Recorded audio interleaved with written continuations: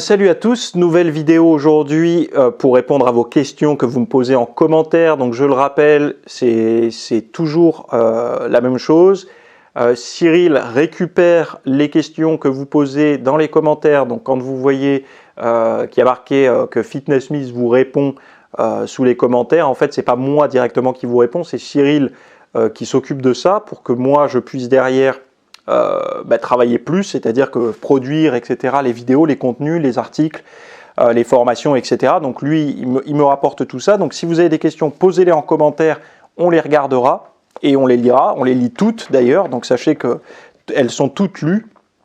Et donc la question du jour, c'est très simple, à quelle fréquence coupes-tu les protéines? Donc je ne les coupe pas. Alors, il faut voir que dans la question, on peut voir plusieurs choses. Est-ce que tu parles des protéines, le nutriment? Donc, est-ce que c'est un moment où je vais arrêter de manger des protéines, tout simplement? Ou est-ce que tu parles des protes sous forme de compléments alimentaires? Et je pense que c'est plutôt ta question. Moi, les protéines en poudre, je ne les vois pas comme des périodes de cure et des périodes où j'arrête de faire des cures de protéines. Ça, non. En fait, la protéine en poudre, pour moi, c'est un outil. C'est-à-dire que dans la diète du quotidien, quand tout se passe bien, on peut cuisiner matin, on peut cuisiner midi, on peut cuisiner le soir, on peut prendre une collation cuisinée ou solide parce qu'on est à la maison, etc. Ça, c'est dans l'idéal. Après, il peut se passer plusieurs choses. Premier exemple, vous commencez à travailler à 8 h du matin, votre réveil sonne toujours à 6 h. Là, je ne sais pas pourquoi, le réveil s'est raté et vous vous levez à 7 h. Donc, vous êtes complètement à la bourre sur votre planning. Eh bien, la protéine en poudre va vous permettre de gagner du temps parce que vous n'aurez pas le temps de faire cuire vos œufs, etc. Vous prenez une protéine en poudre avec 1 ou 2 fruits, ça vous permet d'avoir quelque chose dans le ventre de plutôt, entre guillemets, équilibré par rapport à votre quotidien et donc du coup de ne pas foirer votre diète. Pareil, si vous êtes en déplacement sur la route, etc. et que d'habitude votre collation, vous la prenez au bureau, vous avez votre petit tupperware avec, je sais pas, à manger dedans, là vous ne pouvez pas, quand vous êtes en déplacement, la protéine en poudre peut aider. Pareil, un cas tout bête et personne n'y pense.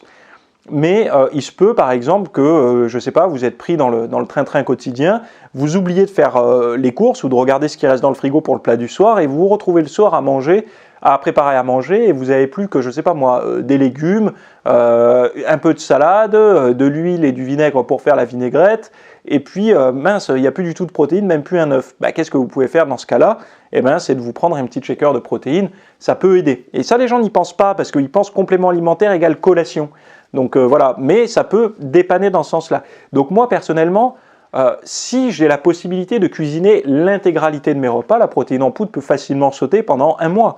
Mais par contre, si j'ai envie de ne pas trop passer de temps en cuisine parce que je passe suffisamment de temps déjà entre le petit-déj, le repas du midi et le soir, je vais prendre une protéine en poudre. Donc, il n'y a pas... je les coupe pas en fait.